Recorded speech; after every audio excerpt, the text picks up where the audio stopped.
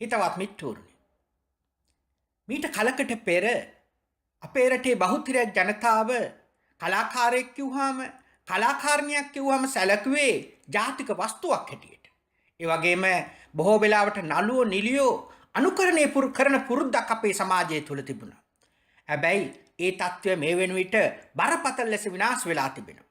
විශේෂයෙන්ම අද වෙනකොට නිලියක් කලාකාරණියක් සමානයි සුපිරි ගණිකාවකට කියන තත්ත්වයට මේ වෘත්තිය අද වැටිලා තිබෙනවා. මෙය සමස්ත කලාවේම අවාසනාවක්. පසුගිය කාලය තුල කලාකාරණියන් සහ පාතාලය අතර තිබෙන කිට්ටු සම්බන්ධය හෙළි වුණා. විශේෂයෙන්ම කලාකාරණියනුත් පාතාලි පුද්ගලයන් සහ දේශපාලඥයනුත් අද වෙනකොට එකම කුලකයක් බවට පත් වෙලා තිබෙනවා. මේ තත්ත්වය තුල දිගින් දිගටම සමාජයේ විනාශ වෙනවා පමණක් නෙමෙයි, මේ ප්‍රතිඵල තවත් දශක ගාණක් දිහාට ඉස්සරහට ඇදෙනවා කියන කාරණේ තමයි දැනට පේන්නට තිබෙන්නේ.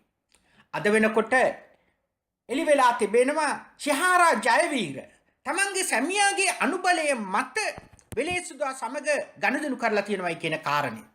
මිත්‍රෝරුනි, සාමාන්‍යයෙන් අපි අහලා තිබෙන්නේ සැමියෙක් නොමැතිකම නිසා, එහෙම නැත්නම් කිසිදු සරණක් නොමැතිකම නිසා ගණිකා වෘත්තියේ දෙන ගැහණු. හැබැයි ශහේරා ජයවීරගේ සැමියා සිරගේ ඉඳනකොට තමයි වෙලේසුදා හම්බ වෙලා තිබෙන්නේ.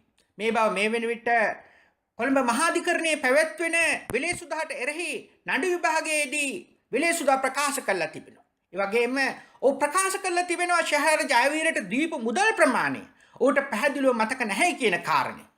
මිත්‍රෝරුනි, මෙන්න මේ විදිහට තමයි මේ රටේ කලාකාරයෝ සහ කලාකාරණියෝ හැසිරෙන්නේ. ඒ විතරක් නෙමෙයි, පසුගිය කාලයේ පුරාම හෙළි වෙලා තිබුණා මේ රටේ නළු නිලියෝ රට පුරාම මෙවැනි සුපිරි ගණිකා නිවාස ආරම්භ කරලා මේ රටේ ඉන්න අහිංසක කෙල්ලෝ තමන්ගේ ගණිකා නිවාසවල බලහත්කාරයෙන් රඳවගෙන සුපිරි ගණිකා නිවාස පවත්වගෙන යනවා.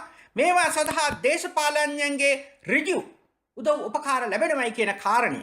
මිත්‍රෝරුනි, විශේෂයෙන්ම තමන්ගේ සැමියා ජීවත් කරවන්නට කාන්තාවක් සුපිරි ගණිකා වෘත්තිය යෙදෙනවා කියලා කියන්නේ මං හිතන්නේ අතිශයින්ම කනගාටු යුතු කාරණයක්. මොකද බෞද්ධ සංස්කෘතිය ගැන කතා කරන, බෞද්ධ සදාචාරය ගැන කතා කරන අපවැනි සමාජයක මේ කිසිසේත්ම අපේක්ෂා කළ නොහැකි තත්ත්වයක්. එම නිසා එළඹෙන මැතිවරණයේදී මෙවැනි කාලකන්ණි සමාජයේ වෙනස් කළ හැකි රටගෙන සැලැස්මක් තිබෙන, වැඩපිළිවෙලක් තිබෙන බුද්ධිමතුන් පිරිසක් පාර්ලිමේන්තුවට යැවීමට අපි සියලුම දෙනා කටයුතු කරමු. මිත්‍රෝරුනි, අරගලයෙන්තර ජයග්‍රහණයක් නොමැති බව ඔබට සිහිපත් කරමින් මා ඔබෙන් සමුගන්නවා. ඔබ සැමට ජය.